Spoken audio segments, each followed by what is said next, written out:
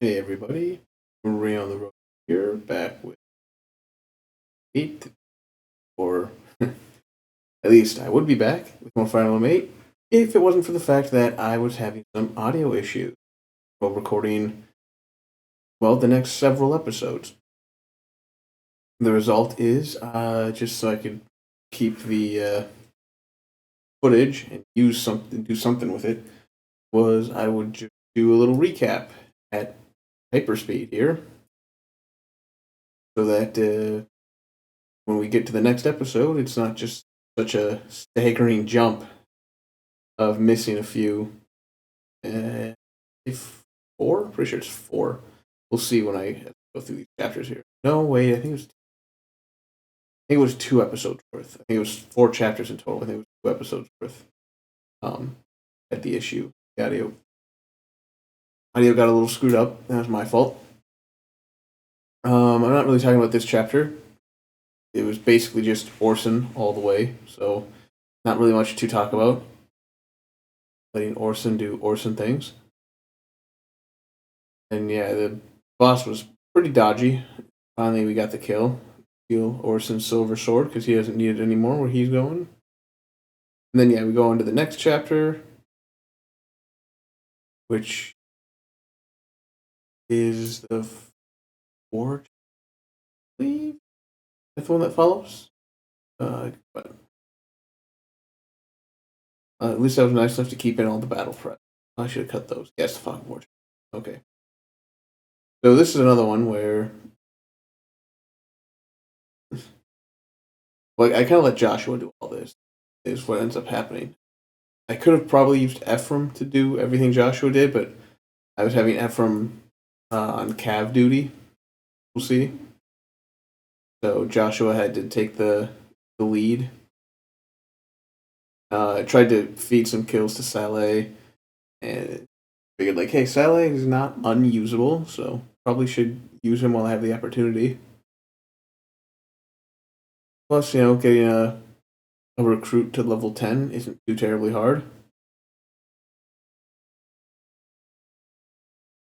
I don't really know what I want to talk about with this episode because this one is a little straightforward. I did make a little bit of a mistake coming up here, I think it was. Basically, it wasn't really so much a mistake, so much as I kept taking a lot of risks. As you'll see if you're watching Joshua's life here, I continually will throw him in harm's way, watch him take a shitload of damage, and then just like barely heal him out of it. And it gets a little crazy here as the mages come in and they serious damage. Overall, though, we do make it out of this chapter without any losses.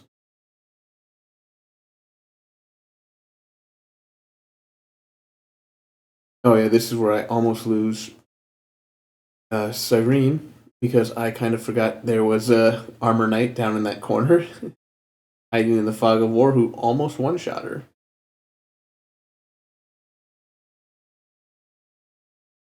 So Joshua eventually kills the boss, and we just move on.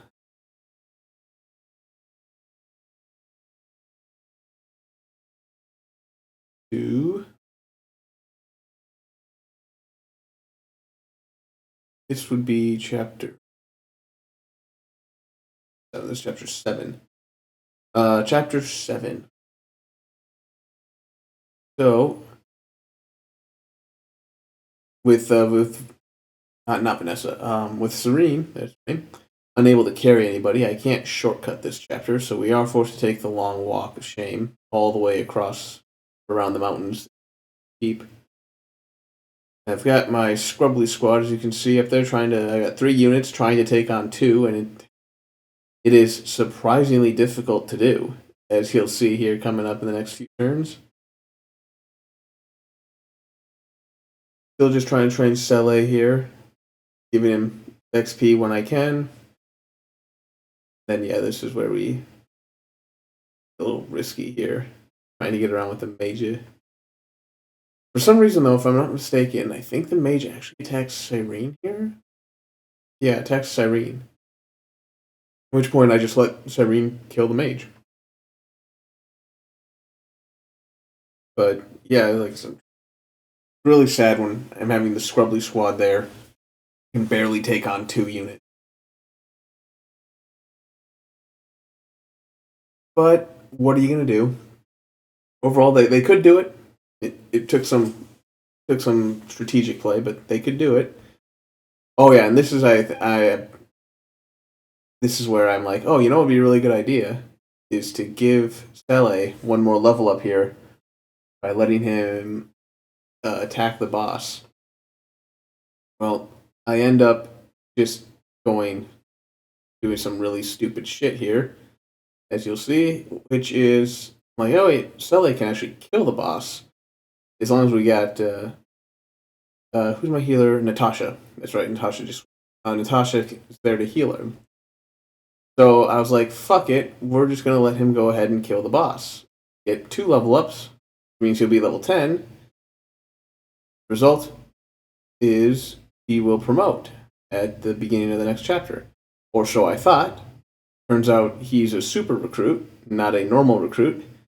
So I had to actually use the Knight's Crest. But that's okay, because we have Paladin Sele now.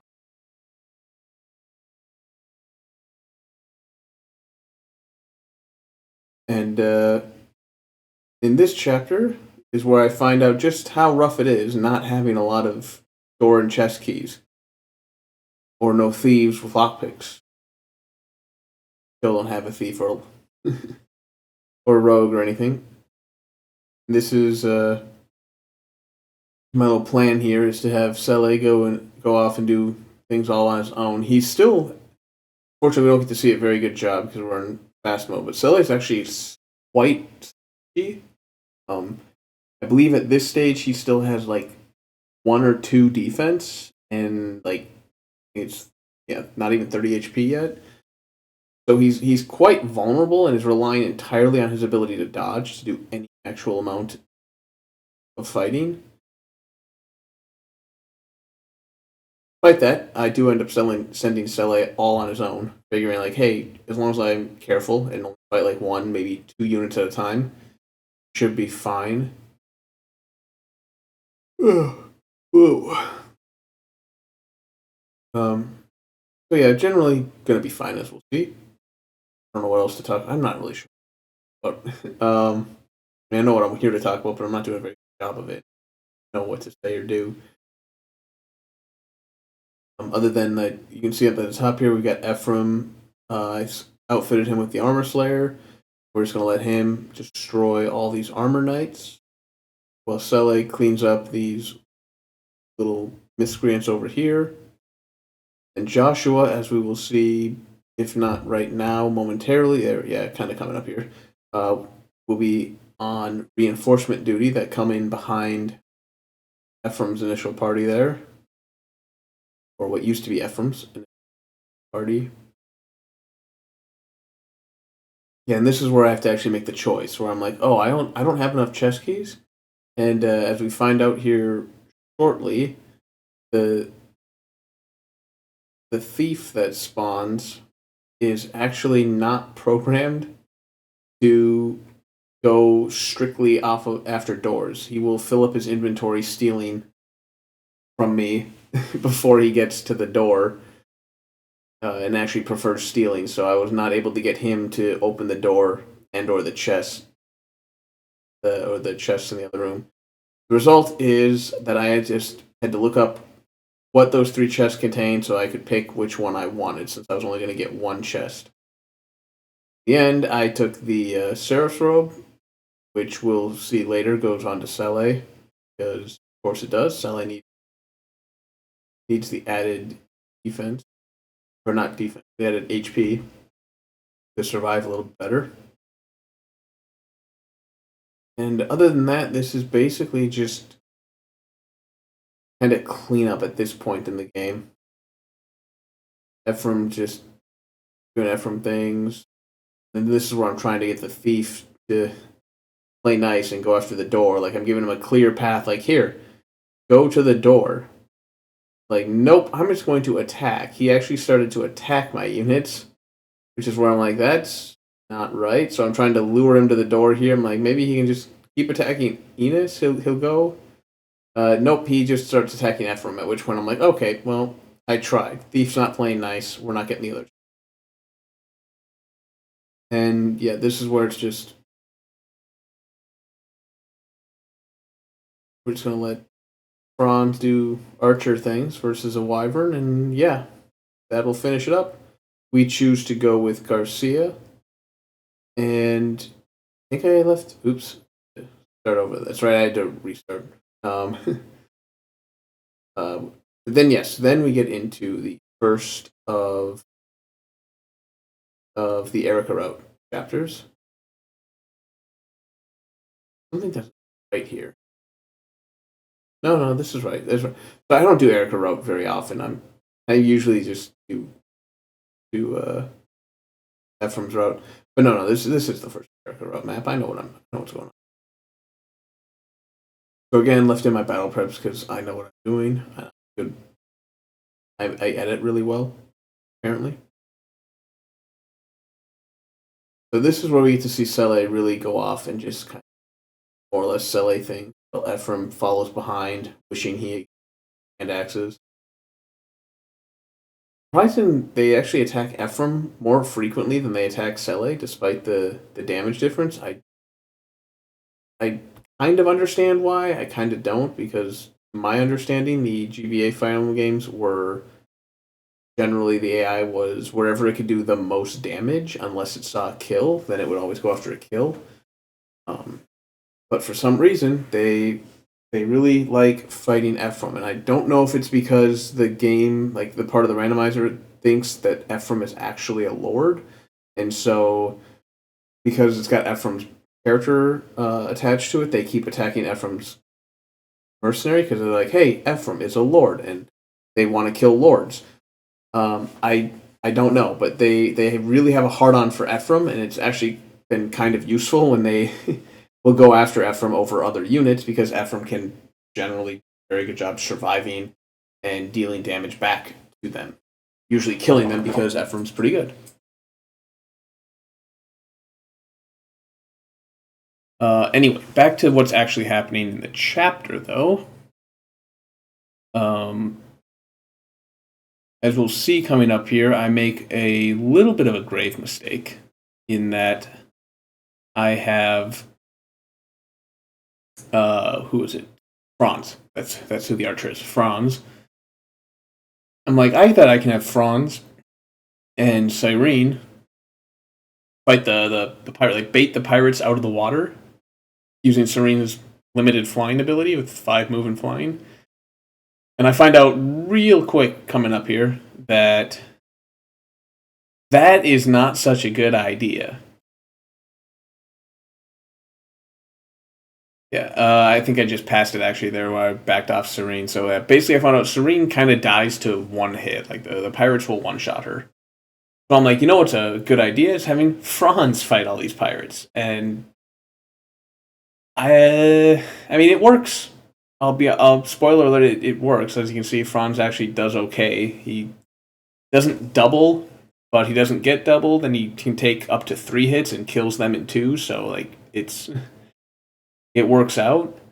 The problem is that after the village gets destroyed down there, which it is now, as you can see, and now I've taken the other the red housed village, how do I phrase it? The other house that you can visit. Now the pirates have nowhere else to go, so now they're just targeting nearby units. So suddenly they all start going after Franz, and now he's got to fight an army of pirates by himself with only a healer as backup. And the funny thing is, this actually works. As you'll see here, we just took out one of the pirates there, and then we had the chance to heal up Franz. And then coming up here on the next, I don't know if we move Franz this turn. So after the enemy phase here, we get another chance to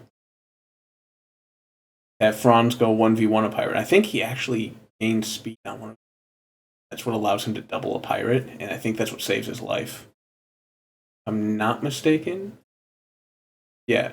Okay, he doubles a pirate there. Oh, no, it wasn't. He got speed on that level up, which lets him double the other pirate. He couldn't double the one or he doubled the one because he had a hand axe and was weighed down by 1 point of speed. That's what it was. Either way, the point is, Franz actually managed to take on like 3 or 4 pirates there. It was pretty impressive. Yeah, so we got Ephraim killing the boss, no big deal. This is where I get really cheeky, and I'm like, it'd be really funny is if I had Mulder, if we trained Mulder, which is a really bad idea because his stats are very low and his growth, being Mulder, are not very high. So he would never be a good unit, but I'm like, you know what? We're just going to do it anyway. You're going to train up Mulder because I'm going to be an idiot about this. And it's fun to have a training project on a unit who's generally pretty weak and pathetic and doesn't really do much.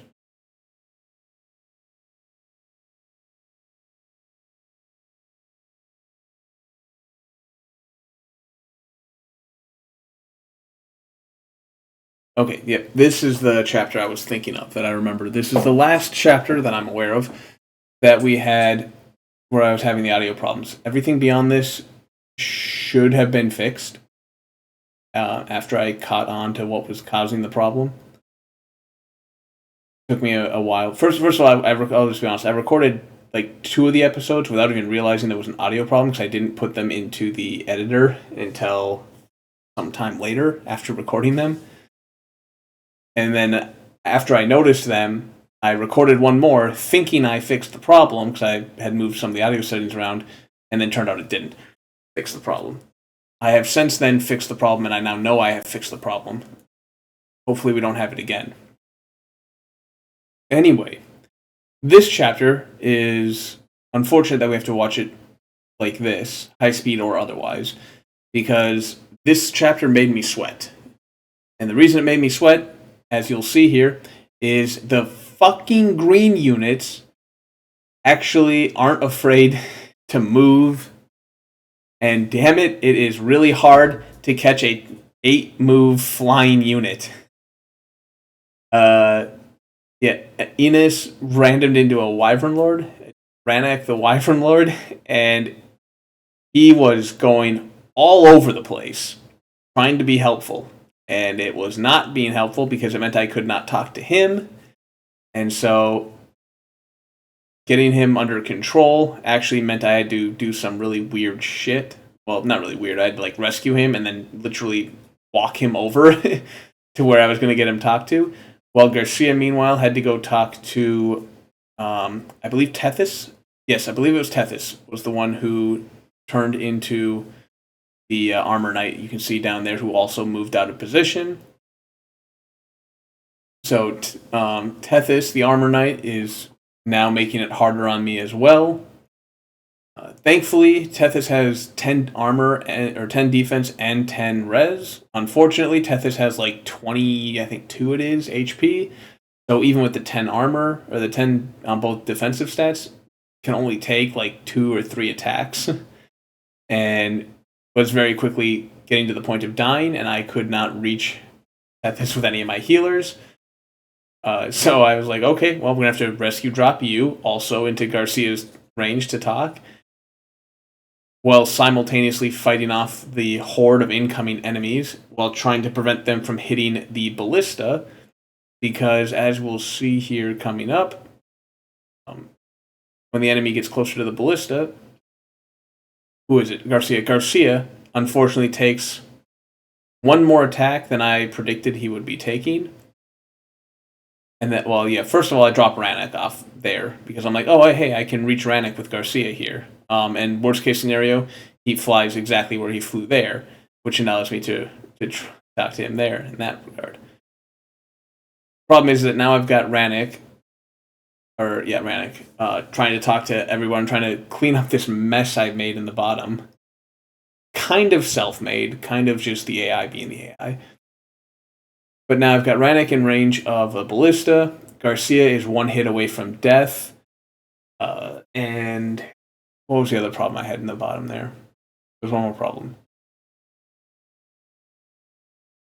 Oh, I think it's not a problem yet, but Franz, I think, starts to take a beating. Yeah, oh no, Franz gets slept. That's what it is. So yeah, Franz gets slept. Garcia's 1 hit away from death. Ranak's in range of a ballista, and I have to kill. Now, thankfully, I was able to find a way to kill the archer before he could get to the ballista and kill Garcia, let alone, shoot at Rannick, because he moved into range of Rannick. So everything worked out more or less okay. But I'll admit, this would have been one that would have been fun to watch in real time, where I'm sweating, trying to figure out, like, how do I work this problem out? And then after that, everything slows down. This part of the game is just, we watch, as you can see, Ephraim up at the top there is just doing Ephraim things, and everyone else is kind of working on cleanup duty here. We try and recruit Marcia, or Marissa. No, Marcia. Yeah, Marcia is definitely 9, so this is Marissa. So I'm trying to recruit Marissa's replacement, who is Ewan. Did Ewan replace her? I forget who it was. And this is where I'm trying to, like, dance around a sleeping Franz because no one can rescue him, and he's in the only spot that I could otherwise bypass to get down the ramp. But yeah, it's Ross. I'm sorry. So we recruited Ross, and then this is where I'm like, hey, let's be cheeky again. Let's train up. What the hell's his name? Mulder. Train up Mulder. We had to promote Ephraim too. But yeah, so I'm like, all right, cool. We're gonna train up Mulder here, and that's when because of my limited Erica experience, I remembered, oh, that's right. There's a bunch of reinforcements that come if you take too long on this chapter.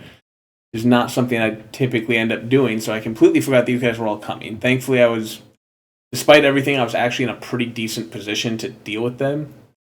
As we can see, Ephraim was able to take out the boss on enemy phase. It means everyone just had to survive this enemy phase, and then I'll just clean up 1, maybe 2 kills where they are available, which is to say the Mulder kill, and the Franz gets the Pegasus Knight, or the Falco Knight. Sees, and we're done.